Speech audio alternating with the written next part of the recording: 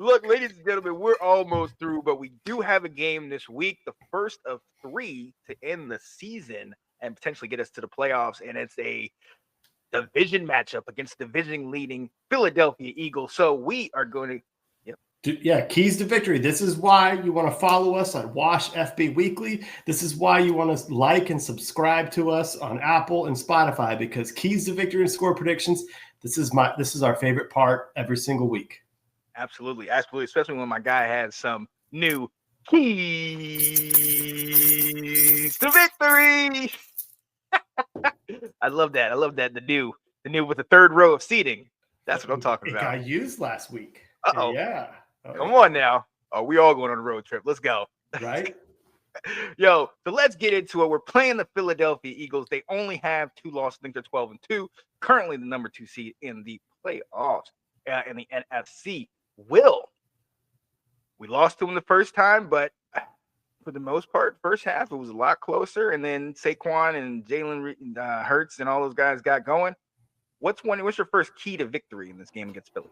Yeah, test the corners. In the first game, did Terry have a catch or did he have one catch? I think he had one catch. Yeah, he was non-factor in the game. Yep. We didn't go after rookie cornerback Quinyon Mitchell. We didn't really go after Cooper DeJean. We got to go after him this time. Terry has to be part of the game. We're going to need Oz. We're going to need Crowder. We're going to need Diami to step up as a second option.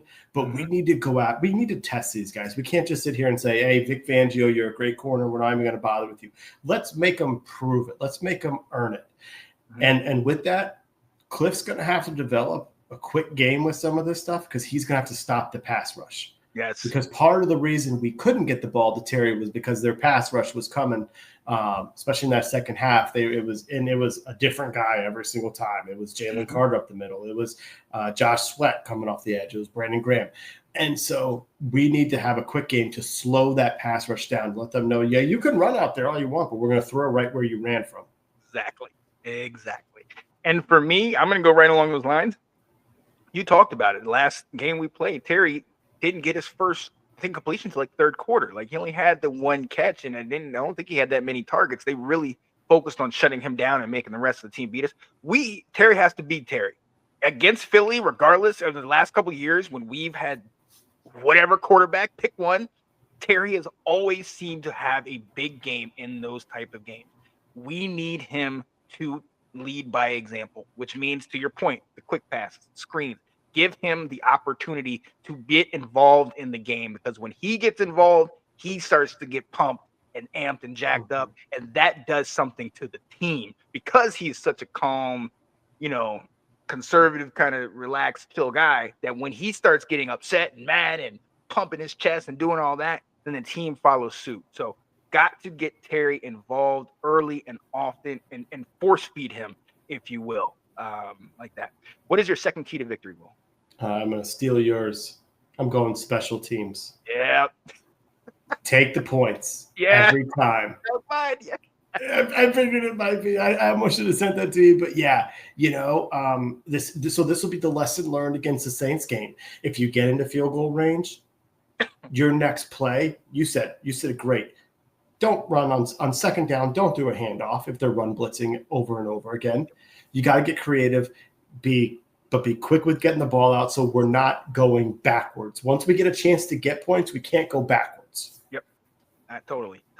And since you went there, I'm going to use mine with something that I've seen in a lot on college football, and I saw in a lot of times that we've played, and I talked about it last year. We need to utilize the motion on offense. We need to utilize the motion. A lot of times you'll see the running back or wide receiver, somebody go in motion to kind of see, is that defense playing zone? Are they playing man-to-man? We need to have that motion and start doing some misdirection. Start running a guy one way, hitting them, gassing them back the other way.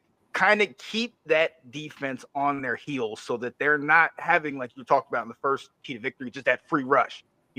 Let's keep them guessing. Are they running a sweep to the left? Are they running a reverse? Are they, quick screen? What are they doing in order that's kind of keeping us hesitant?